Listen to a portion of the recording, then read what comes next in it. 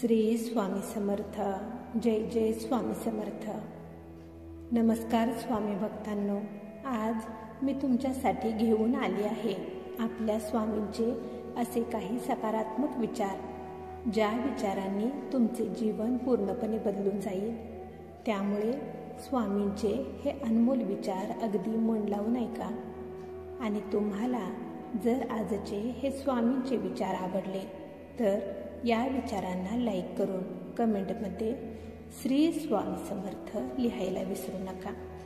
कारण जितके तुम्ही स्वामी नाम जपाल तेवढे तुमचे जीवन सुखी, समाधानी आणि यशस्वी बनेल.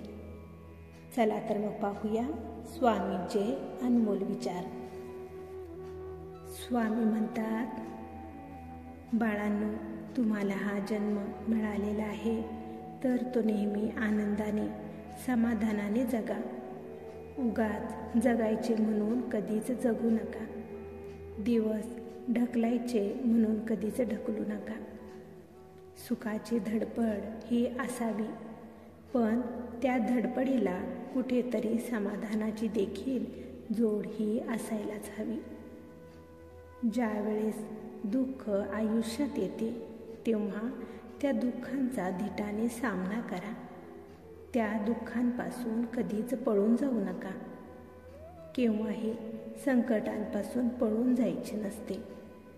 जितके तुम्ही त्या संकटांपासून पळाल तेवढे ते संकट, त्या अडचणी या मोठ्या बनत जातील. तुमचे प्रश्न, तुमच्या अडचणी या वेळच्या वेळी सोडवल्यावरच तुमच्या डोक्यावरचा भार हा हलका होत असतो आणि निवांत, सुखात, समाधानात तुम्हाला जीवन जगता येते. हे लक्षात ठेवा. बाळांनो, जेव्हा तुम्ही तुमच्या जबाबदाऱ्या अगदी मनापासून प्रामाणिकपणे पार पाडत असता तेव्हा तुमचे जीवन सुखी, आनंदी बनून जात असते. तेव्हाच तुम्ही तुमच्यासाठी यशाची, उन्नतीचे दरवाजे खुले करत असता. जी व्यक्ती प्रामाणिकपणे जबाबदारी सांभाळणारी असते ती कधीच हातावर हात धरून बसत नाही. बिना काही करता, बिना काही प्रयत्न करता कोणाच्याही आयुष्यात सुख, यश हे कधीच मिळत नाही. तुमची स्वप्ने ही फक्त स्वप्ने पाहून पूर्ण होत नसतात, तर ती स्वप्ने पूर्ण होण्यासाठी मनापासून मेहनत, खूप कष्ट, खूप प्रयत्न हे करावे लागत असतात. जो मनापासून खूप प्रयत्न करतो त्याला विजयी होण्यापासून कोणीच रोखू शकत नाही. जी व्यक्ती मेहनती असते ती तिचे भाग्य स्वतःच बनवते. अशी व्यक्ती कोणावरही अवलंबून राहत नाही. नेहमी स्वतःवर पूर्ण विश्वास ठेवा.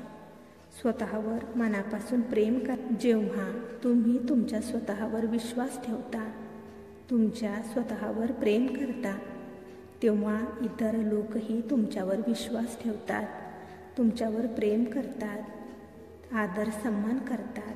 हे लक्षात ठेवा. आदर सन्मान हा मागून मिळत नसतो, तर तो कमवावा लागतो. स्वामी म्हणतात, बाळांनो, या जगात दोन प्रकारचे लोक असतात.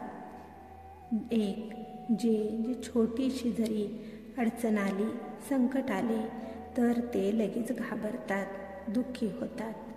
आणि दुसरे ते लोक जे त्यांच्या जीवनात कितीही दुःख आले, कितीही मोठी संकटे आली तरी देखील ते नेहमी आनंदी राहतात, नेहमी सुखी राहतात. प्रत्येक परिस्थितीमध्ये स्वतःला सावरतात. एक असे लोक असतात जे त्यांच्याजवळ सर्व काही असते पण नेहमी दुःखीच राहतात.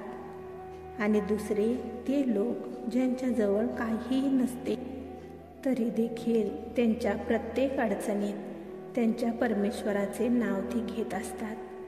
परमेश्वराच्या इच्छेत इच्छा मानून आनंदाने, समाधानाने जीवन जगतात. मनुष्य हा कधीच सुखाने, समाधानाने जीवन जगण्याकडे लक्ष देत नाही. तो फक्त नेहमी त्याच्या भूतकाळातच अडकून राहून नेहमी दुःखी जीवन जगण्याकडे, उदास जीवन जगण्याकडेच त्याचे लक्ष असते. बाळांनो, तुम्हाला जे मिळालेले आहे, जे तुमच्याकडे आहे, जे तुमच्या जवळ आहे, याकडे तुम्ही कधीच पाहत नाही आणि जे तुमच्याजवळ नाही याकडेच लक्ष देऊन तुम्ही नेहमी दुःखी राहत असता, उदास राहत असता. आणि हेच तुमच्या अपयशी जीवनाचे मुख्य कारण आहे. ज्याला यशस्वी जीवन, सुखी जीवन, आत्मसन्मानाचे जीवन जगायचे असते, तो कधीच भूतकाळाच्या गोष्टीत अडकून राहून दुःखी होत नसतो. उलट भूतकाळात झालेल्या चुका पुन्हा होऊ नयेत यासाठी तो नेहमी प्रयत्न करत राहतो. त्याच्या भूतकाळाला तो त्याची ताकद बनवतो.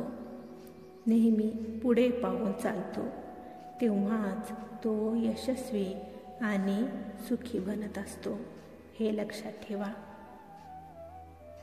स्वामी म्हणतात, ज्या व्यक्ती नेहमी भूतकाळाच्या गोष्टीत अडकून राहतात त्या त्यांच्या मृत्यूशी घाबरू लागतात.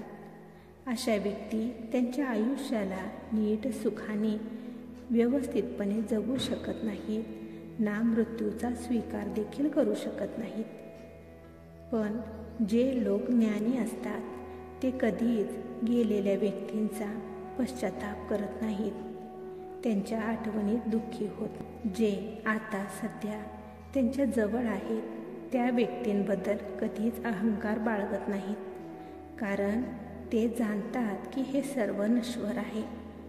कोणी कोणासाठीही नाही, फक्त आपणच आपले आहोत. जी व्यक्ती जन्ममृत्यूच्या फेऱ्याला अगदी समजून घेते, त्याकडे सकारात्मकपणे पाहते, ती व्यक्ती कधीच आयुष्यात दुःखी होत नाही. कारण जो जन्माला आलेला असतो त्याला एक ना एक दिवस मरणाला गवसणी ही घालावीच लागते.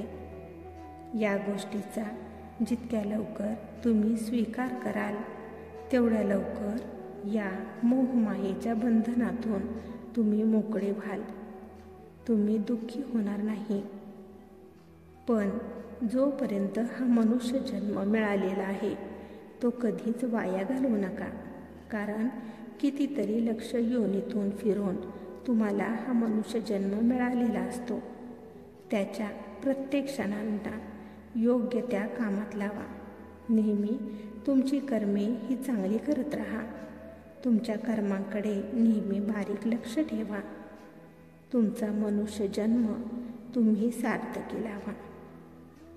गोरगरिबांची, अडलेल्यांची मदत करा. भुकेलेल्यांना खायला द्या.